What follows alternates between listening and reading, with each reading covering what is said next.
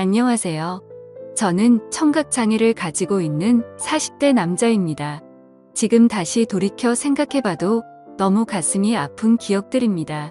하지만 많은 사연들을 보다가 저도 많은 분들께 제 얘기를 해드리고 싶었고, 저도 얼마 전 10년 만에 알게 된 모든 사실을 꼭 누군가에게라도 말을 하고 싶었기에 이렇게 용기를 냈습니다. 정말 충격적일 수밖에 없는 제 사연 꼭 끝까지 읽어주시면 감사하겠습니다. 저는 어릴 때 추억을 떠올려 보면 참 하루하루가 힘들고 너무 벗어나고 싶었던 기억들만이 가득합니다. 비록 아버지께서는 많은 재산을 갖고 있으셨기에 생활에 있어서 돈이 부족하다거나 그런 건 전혀 없었죠. 하지만 어머니가 제가 어린 나이에 집을 나가면서부터 제 인생은 참으로 쉽지가 않았습니다. 평소와 다를 바 없는 어느 날 제가 초등학교 4학년이 되던 해였습니다. 아버지는 갑자기 저보다 2살이 어린 잘생긴 남자아이를 데리고 오더니 제 친동생이니 인사를 하라고 했습니다. 저는 어릴 때부터 많이 왜소했던 터라 그 아이는 저보다 키도 크고 체격도 훨씬 좋았었죠. 알고 봤더니 제 어머니는 아버지의 불륜 사실을 알고 나서 맞바람을 피시고 집을 나가셨던 겁니다. 별로 저에 대한 사랑도 크지 않으셨던 분이었기에 어머니는 열심히 살아라 라는 마지막 한마디를 남기시고는 훌쩍 떠나버리셨죠. 그리고 제 동생의 친어머니는 갑자기 암투병을 겪다가 돌아가시게 되었고, 홀로 남겨진 아이를 내버려 둘 수가 없어서 아버지는 저희 집으로 데리고 오셨던 겁니다.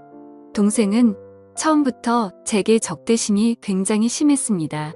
자신의 어머니가 돌아가신 게 제 아버지 탓이라고 늘 생각했었고, 그런 아버지의 밑에서 곱게 자라고 있었던 제가 절대로 좋을 리가 없었죠. 집에서도 학교에서도 동생은 아버지가 없을 때면 저에게 짓궂은 장난을 쳤습니다.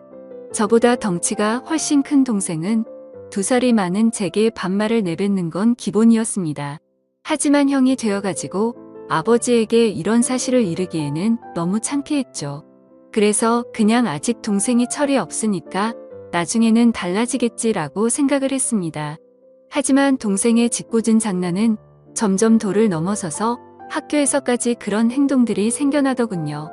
그래도 그때까지는 별거 아니라고 치부하고는 저는 참았습니다. 그런데 결국 그렇게 지내던 중 사건이 터지게 되었습니다.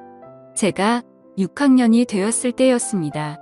제 생애 처음으로 두근대는 감정을 느끼게 해준 여자가 나타났고, 그 당시 저는 그 여자를 아주 많이 짝사랑했습니다. 그래서 저는 그 친구와 가깝게 지내고 싶었고 집에서 편지를 쓰기 시작했죠. 몇 번을 지우고 쓰고 반복하다가 깜빡 잠이 들었습니다. 그런데 제 편지를 동생이 방에서 읽었나 보더라고요. 갑자기 동생은 낄낄 웃으며 너 연희 좋아하는구나. 네 주제도 모르고 고백을 하려고? 라고 하더군요. 그래서 저는 처음으로 동생에게 화를 냈습니다. 왜 함부로 내 편지 읽고 그러냐며 욕을 하고 뛰쳐나갔죠. 그날 이후로 며칠이 지났을 때였습니다. 학교를 마치고 집으로 가고 있는데 저 멀리서 제 동생이 연희의 손을 잡고 제가 있는 쪽으로 걸어오고 있더군요. 그러면서 동생은 저를 가리키며 우리 형인데 같은 반이라며? 라고 웃더라고요. 그때부터 저는 도저히 참을 수가 없었습니다. 눈물이 나는 걸 질끈 참고 집으로 뛰어갔습니다. 집에 가자마자 분노가 폭발해서 펑펑 울면서 눈에 보이는 동생의 물건을 모두 다 던졌고 옷도 가위로 마구 찢어버렸죠. 30분 정도가 지났을 무렵 동생도 집으로 들어오더니 제게 뛰어들었습니다. 신체적으로 제가 당연히 불리했지만 저도 눈이 돌아간 상태여서 동생의 멱살을 잡고 서로가 처음으로 몸싸움을 하게 된 날이었죠. 그런데 정말 뜻하지 않은 큰 사고 벌어지고 말았습니다. 서로 몸싸움을 하다가 저는 옆으로 넘어지면서 귀가 가구에 크게 부딪혔고 결국 응급실에 실려가는 일까지 생겨버렸습니다. 치료가 끝나고 저는 한쪽 귀가 들리지가 않아서 이상하다고 생각하고 있는데 아버지는 눈가가 촉촉해 있었고 의사 선생님은 조심스럽게 말했습니다. 너무 안타깝지만 한쪽 귀가 영구적으로 청력 손실이 되었다고 하더라고요. 아직 어린 나이에 평생 제 귀가 상했다는 소리를 듣자마자 너무 화가 났습니다. 구석에 있는 동생에게 욕을 해대면서 달려들었고 마구 때렸습니다. 그러자 동생은 네가 먼저 해놓고 왜 자기 보고 그러냐며 소리를 치더라고요.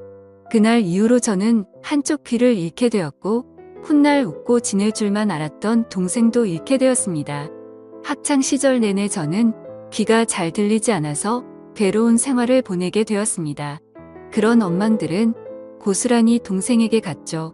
집에서 얼굴을 마주쳐도 서로가 한마디도 하지 않았고 꿈에서 조차 나오면 욕을 하면서 깰 정도로 많이 증오했습니다. 그렇게 학창 시절을 겨우겨우 버텨냈습니다. 그리고 20살이 되자 맞아 저는 바로 독립을 하겠다고 아버지에게 말씀을 드렸고 예전보다 훨씬 마음 편하게 대학 생활도 즐기고 평범한 나날을 보냈습니다. 동생을 마주하지 않으니 다른 건 다 필요 없었고 마냥 행복했었죠. 그러다 제가 25살이 되던 해에 갑자기 병원에서 연락이 왔는데 충격적인 소식을 들려줬습니다. 지금 아버지께서 사고가 나셔서 마음의 준비를 하고 당장 오셔야 할 것 같다고 하더라고요. 저는 미친 듯이 울면서 곧바로 고향으로 내려갔습니다. 아버지께서는 의식이 없으신 상태셨고 동생은 군대에 가 있었던 상황이라 보이지가 않았습니다. 제발 아버지가 깨어나시길 간절히 바랬지만 결국 제 바람은 이루어지지가 않았죠. 아버님은 그렇게 제 곁을 떠나시게 되었고 제게는 가족이라고는 서류상으로 있는 형식적인 동생만 존재할 뿐 사실상 제 곁에는 아무도 없어지게 되었습니다. 그렇게 장례를 치르고 있는데 변호사분이 찾아와서 제게 유산에 관련한 걸 안내해 주더군요. 아버지는 제게 미안한 마음이 크셨는지 본인 재산의 90%를 제게 상속하셨고 10%는 동생에게 남긴다는 내용이었습니다. 그리고 제 의지에 따라서 재산을 더 분배할 수가 있다고 되어 있었죠. 동생도 아버지의 소식을 듣고 휴가를 나왔고 저는 그 모습을 보자마자 욕이 나왔고 도저히 마주치기가 싫었습니다. 그래서 그냥 내가 있을 테니 너는 그냥 눈에 띄지 말고 들어가라고 말했죠. 울고 있던 동생은 네가 뭔데 이래라 저래라냐며 또 티격태격하게 됐고 유산은 어차피 너한테 10%밖에 가지 않을 거니까 그렇게 알고 있으라고 말했고 마음 같아서는 1%도 주기 싫다고 역겨우니까 말도 걸지 말라고 하고는 나와버렸습니다. 그런데 원래 성격 같아서는 날뛰었어야 할 얘가 가만히 있더라고요. 아무쪼록 그렇게 아버지를 떠나보내게 되고 나서 저는 다시 서울로 올라가서 생활을 시작하게 됐습니다. 3년이라는 시간이 금방 흘러갔고 전 아내를 만나게 되었습니다. 저는 청각장애가 있던 터라 평범한 직장을 구하기는 어려웠습니다. 하지만 아버지께서 남겨주신 재산이 있었기에 저축만 해두고 살아도 충분해서 간단한 재테크들만 할 뿐 별다른 일을 하지 않고 지냈었죠. 그런데 어느 날 자주 가던 부동산에서 중개업자분이 저보고 결혼을 해야 할 때 되지 않았냐고 하더니 소개를 시켜준다고 하더라고요. 자신이 아는 분의 딸인데 지금 스튜어디스를 하고 있고 얼굴도 예쁘고 착하다면서 저를 설득했죠. 하지만 저는 여자가 너무 두려웠습니다. 여자들 몇 명이 다가온 적은 있지만 청각장애가 있는 사실을 알고 눈빛이 바뀌는 것도 여러 번 겪었고 저에게 관심이 있다기보다는 제 재산에 관심 있는 여자들이 대부분이었기 때문이었습니다. 그래서 저는 한사코 거절을 하고는 부동산을 나서게 됐죠. 그로부터 며칠 뒤에 저는 은행 업무를 보고 집으로 들어가던 길이었습니다. 근데 저 멀리서 부동산 중개업자분이 어떤 여성분이랑 같이 서 있더군요. 복장을 보니 스튜어디스의 캐리어를 끌고 있었고 저는 저 여자분을 소개시켜 주려고 했었던 건가 했습니다. 가까이 다가가서 인사를 하는데 얼굴을 보자마자 저는 정말 첫눈에 반해버렸습니다. 너무 예쁜 외모에 뭔가 전문적인 복장을 입고 제게 방긋 웃는데 그 모습에 푹 빠진 거죠. 그래서 저는 너무 설레는 마음에 부끄럽게 인사를 하고는 도망치듯 금방 집으로 들어가 버렸고요. 그런데 제 자신도 모르게 자꾸만 그녀의 모습이 떠오르더라고요. 조금만 있으면 괜찮겠지 하는 마음으로 며칠 동안을 참으며 보냈지만 도저히 참지 못하겠더라고요. 저는 곧바로 그 부동산으로 향했고 중개업자분에게 소개를 받겠다고 말을 했습니다. 근데 중개업자는 갑자기 웃더니 그러게 진작 소개받으라니까 벌써 다른 남자랑 소개받았다고 하더라고요. 그래서 저는 제 자신을 한탄하면서 알겠습니다 하고 돌아서려는데 일단 여자분한테 한번 물어나 볼게요 라고 해서 저는 금세 기분이 좋아졌습니다. 그렇게 다행히도 여자분은 소개받은 남자와 잘 안 됐다며 소개를 받아보겠다고 했다고 하더라고요. 며칠 뒤 소개를 받기로 한 날 저는 처음으로 미용실도 가고 명품 옷도 사서 최대한 저를 깔끔하게 꾸미고 약속 장소로 나갔습니다. 그녀도 약속 시간에 맞춰서 나오게 되었고 활짝 웃으며 제게 인사를 하는데 평상복을 입어도 너무 아름다웠기에 저는 눈을 떼지를 못했습니다. 나이는 저와 동갑이었고 결혼 정년기가 되어서 빨리 결혼을 하고 싶어서 마음에 맞는 사람을 찾고 있다고 하더군요. 저는 최대한 그녀의 발언에 뭐든지 수긍을 하면서 호감을 사려고 노력했습니다.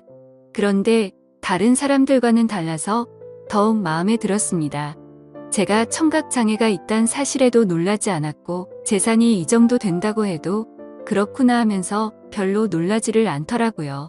그래서 무력도 없고 사람을 편견하지 않는구나 싶어서 저는 더욱 빠지게 되었습니다. 결국 저의 적극적인 대시에 그녀와 저는 연인이 되었죠. 결혼을 전제로 만나다 보니 주로 하는 이야기가 미래에 대한 이야기였죠. 그녀는 어떤 곳에서 어떻게 살고 싶다부터 시작해서 결혼을 하더라도 스튜어디스는 계속해서 하고 싶다고 하더군요. 저는 뭔들 다 좋았습니다. 그녀만 저와 함께 할 수 있다면 제 모든 걸 다 바칠 준비가 되어 있었죠. 그렇게 저희는 연애를 시작한 지 6개월도 되지 않아서 곧바로 결혼을 하게 되었습니다. 결혼을 한 뒤로 6개월간은 그 누구도 부럽지 않게 많이 행복했습니다. 그런데 제가 알던 제 아내는 어느 순간부터 다른 사람처럼 점점 변해가더라고요. 쉬는 날에는 백화점에 가서 1,000만 원이 넘게 쓰는 게 일상이었고 새벽 늦게까지 연락이 안 되는 건 기본이더라고요. 저도 그때는 정신이 나갔었던 것 같습니다. 그렇게 하는데도 저는 다 좋았고 불만이 크게 없었거든요. 그런데 결혼 1년차 때부터는 제 아내는 저를 벌레 보듯이 무시를 하기 시작했고 잦은 비행으로 출장을 가면 연락이 안 되는 건 너무 당연하다는 듯이 반복됐습니다.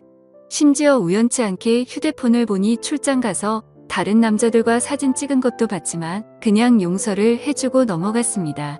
하지만 그렇게 몇 번을 더 바람을 피더니 나중에는 대놓고 남자친구가 생겼다고 그런 말들을 당당하게 하더라고요. 저는 그때 당시에는 아무 말도 하지 못했습니다. 너무나도 사랑했던 탓에 이미 제 사고방식은 정상적인 작동이 불가능했죠. 그냥 그렇게 밖에서 놀고 다녀도 항상 집에는 들어오니깐 이런 말도 안 되는 생각을 갖고 살았습니다. 그리고 바람피는 모습이 제 눈에만 안 보이면 어느 정도 참을 수 있다라고 생각을 하고 버텼습니다. 그런데 어느 날 저는 정말 너무나도 충격적인 모습을 보고야 말았습니다. 제가 사업과 관련해서 미팅이 있어서 호텔 로비에서 커피를 마시고 있었습니다. 그런데 익숙한 모습의 여성이 보이더군요. 바로 제 아내였습니다. 말로만 들었지 실제로 저렇게 호텔을 드나드는 걸 보니 너무 화가 나더군요. 그리고 더 충격적인 건 옆에 있던 남자였습니다. 아버지가 돌아가신 뒤로 단 한 번도 연락하지 않았던 바로 제 친동생이었습니다. 그때 문득 생각이 들었습니다. 재산을 조금 받고도 조용했던 이유가 저렇게 내 재산을 노리고 접근하려고 했던 거구나 생각했죠. 저는 곧장 폭발할 것만 같은 마음을 추스르면서 조용히 둘을 따라갔습니다. 사실 그때는 제발 제가 생각하는 게 아니길 바라는 마음으로 따라갔죠. 그런데 결국 그 둘은 같이 한 방으로 들어가게 되었고 저는 조용히 문 밖에서 눈물을 흘리면서 비참하게 서 있었습니다. 30분가량이 지나고 벨을 눌렀죠. 그러자 문이 열리더니 제 동생이 가운만 입은 채로 문을 열더라고요. 깜짝 놀라하는 동생을 보자마자 욕을 하고 몸싸움을 했습니다.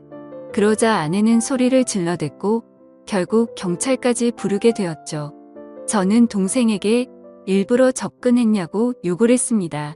그러자 아내는 출장을 가다가 자신이 먼저 연락처를 물어받고 만났다며 무슨 헛소리냐고 소리치더라고요. 참 황당하게도 바람 피운 걸 자랑이라도 된다는 듯이 저를 무시했습니다. 그러자 동생은 한마디 하더군요.